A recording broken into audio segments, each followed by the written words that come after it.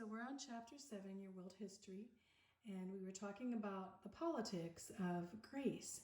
And we got down to the first tyrants of Athens. A tyrant being someone that seizes control of a monarchy or aristocracy and has complete control, usually by giving in promises to the populace, but ending up having just being a tyrant, being that tyrant, to having them do whatever he wants them to, actually. So Athens prospered under Solon. Solon before, he was actually democratic in a way, and he did well and basically softened up Draco's rules, the draconian rules. But after Solon, factions strove for power, of course, when Solon died. So in 560 BC, Peristratus, a noble man aspiring to office, seized control. He's a noble man, he seized control, and he became the first tyrant. So a question would be, who is the first tyrant? And it would be Pisistratus. So Pisistratus would be the first tyrant. Now, just remember, kind of a long name. These Greek names are kind of confusing and sometimes hard to say.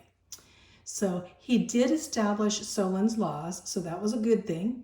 But he erected public buildings and encouraged art and founded the first library. But he was a tyrant, and he did control and did exactly how he wanted.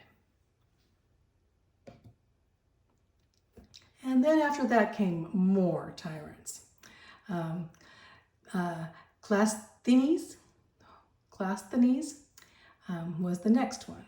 Cleisthenes, you'd say that.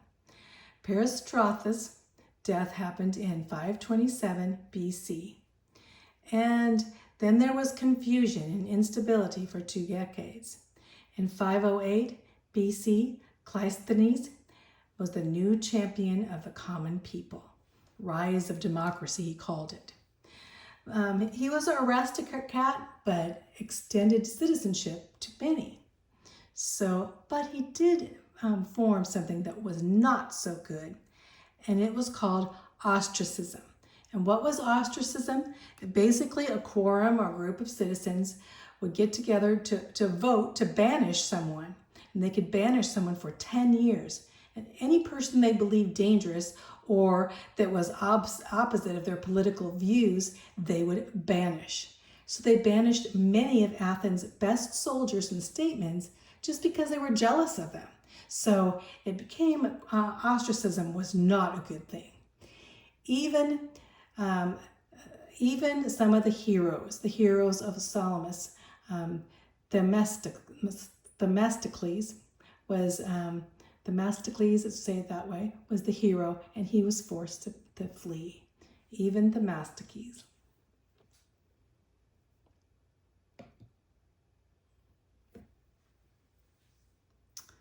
So then direct democracy under Pericles.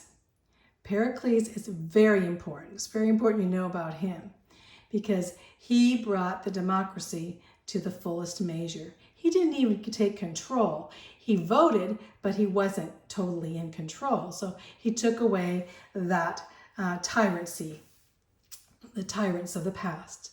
So Pericles was an aristocrat that lived 461 to 429 BC. Athenians paid public officials for their service, and so he was actually that paid political official.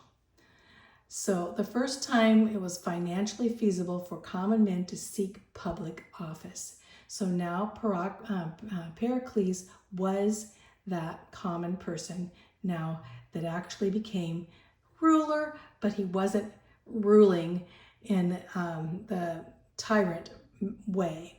In fact, Pericles, I like this what he says here. He said, just because you do not take an interest in politics doesn't mean politics won't take an interest in you. So he was a great politician. Let's just say that. Pericles. Periclean Athens direct democracy. So when you talk about democracy, you got to remember Pericles, right? The citizens made the big decisions of government directly themselves, not through representatives. So when you talk about Athens democracy, it wasn't like our democracy because we elect representatives. So ours is a republic democracy. Well, their democracy basically was the citizens all would have equal votes. And so it became kind of confusing. So the citizens made the big decisions of the government directly, not through representatives, like I said before. Only about 1/5 of the residents were citizens. So we know that only 1/5, that means women could not vote for sure, and neither could you if you were not born a citizen and if you were a slave. So only about 1/5 of the residents were citizens able to vote. Direct democracy is only feasible among a small group of people. If you got too many people, how are you going to be able to do this? With a huge amount of people, you'd have to have representatives. It's because everybody would be talking at once, right? It'd be crazy. So, which could happen. So that it says the only stable and workable among people of character with dedicated and qualified leaders. So they had to really have a few leaders that were qualified, but still would get out of control.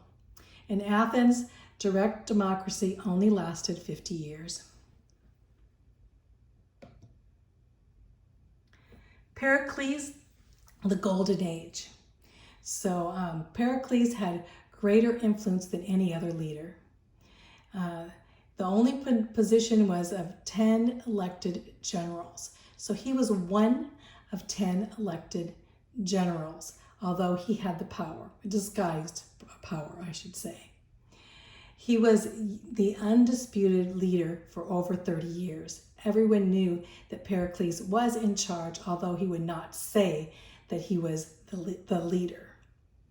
So it was really ruled by one man rather than the people, and it really was more of a monarchy, not really monarchy, but then a democracy, because you did have Pericles as that leader. I wouldn't really call it a monarchy because the monarchy is inherited. So he was really an aristocrat kind of holding, although he didn't come from the top aristocrat families either. Pericles knew the importance of keeping people's trust by honesty, and so people liked Pericles. He displayed intelligence and also power in speech. His speeches were tremendous, and when he would speak, everyone would come to listen to him speak. His oratorical ability inspired the Athenians with patriotism. So he stood for patriotism as being Greek, and so he definitely gained the respect for the people. The age of Pericles is called the Golden Age of Greece. Remember, that would be a test question. Pericles is the Golden Age of Greece. So we got to remember him, Pericles. The Athenian Empire. Okay, then what happens? Okay, the Delian League. Delian League met on the island of Delos. That's why they call it the Delian League. And it included 250 cities at its peak from 478 to 477 BC. And it was basically, they got together to keep Persia. Remember the Persians? They had overcome the Persian Empire, but they thought the Persians would probably go back and attack them again. So they met with all these cities so they could protect each other, and they called it the Delian League. Okay? So Athens dominated, but each city had a voice in the Delian League. It later became an Athenian empire, and Athens demanded tribute in gold and silver for their protection and to maintain an army and a navy. So they needed an army and they needed a navy to protect. So Athens, they basically were organized this whole league together. And as they organized this whole league, Athens became more powerful because they were acquiring all these different areas here. And we have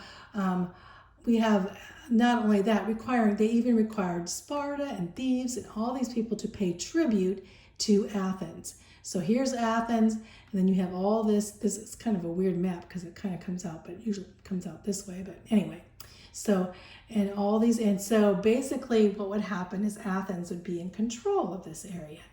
So what do you think is going to happen? It's going to be a problem if they're in control totally, isn't there? Inevitable war. So Athens was eager to expand its empire. And the outside cities began to fear Athens taking over and controlling them, especially Sparta. Sparta had its military, remember, and the cities of the Peloponnesian League, which Sparta organized, began to prepare for war with Athens. So this is going to be called the Peloponnesian War. So when you think of the Peloponnesian War, you're going to think of the war between Sparta. Sparta has these weird shields. When you see that, you think of Sparta. And then Athens having the A here, kind of an A looking thing. So anyway, that's the symbols. And so we're going to have a civil war in Greece, it looks like. Inevitable role, because Athens is taken over and Sparta doesn't like it. There are two different ways of looking at politics, totally. So they're going to probably go to war. Yes, they do. The Peloponnesian War was 431 to 404 BC. So actually it lasted over 30 years. So when you think of it, I think they would say a 30-year war. So Sparta versus Athens, Greece split into two. And Sparta was a reserved oligarchy, remember? It basically was a military state. And Athens was a democratic empire. So what happened? Athens was taking over and making Sparta pay tribute to them. And so Sparta was the first to declare war. But Athens, under Pericles, was eager to fight too. So both sides, and so all the Greeks and even some Persians were involved in this war. Definitely a civil war. The Peloponnesian War was fought between Athens and Sparta and other Greek city-states that chose to choose sides. Here we have Pericles, the leader of Athens, and this is a symbol of Sparta, right? 30 years of conflict. Athens had the advantage in the beginning due to money and naval power. So they had, everyone thought Athens should surely win. And Sparta had a large army and laid siege to Athens. They would surround Athens. And so Athens, the Athenians, couldn't leave. And so then the Athenian navy was sent out and inflicted damage to Sparta in the meantime. So the Athenians wanted to hold out behind the walls, but what happened behind those walls was they got sick. A deadly plague broke out in Athens as they were held back behind the walls, and took the lives of many. The deadly plague even killed their hero, Pericles. Pericles was killed, and then Athens fell into the hands of other less able men. Who was going to take the place of Pericles? They couldn't find. So basically, the men that took over, they could not hold the hero Pericles' position. So in 421 BC, Sparta and Athens agreed for peace. They had a little time of peace, but it didn't last long. The peace didn't last long, and then the war resumed in just a couple of years. By 404 BC, Athens lost her naval power and surrendered to Sparta. So who would you say won? Sparta won. But again, only for a short time did they rule. So Peloponnese, when you think of that war, Peloponnesian War, then you think of Sparta and Athens, and Sparta ending up winning. The consequences of war. Sparta's supremacy was short. In 371 BC, Thebes defeated Sparta. So now what happened? The Greek city-states started becoming independent and a bit chaotic. So what would happen next? Yes, we go through another thing. Oh my goodness. We've gone through these wars, and now we've got the Peloponnesian War, and we went for the Greco-Persian part of the war, and now we're going to be going into another war. But wonder who is going to be leading this war? Have you ever heard of Alexander the Great? Okay, that's it.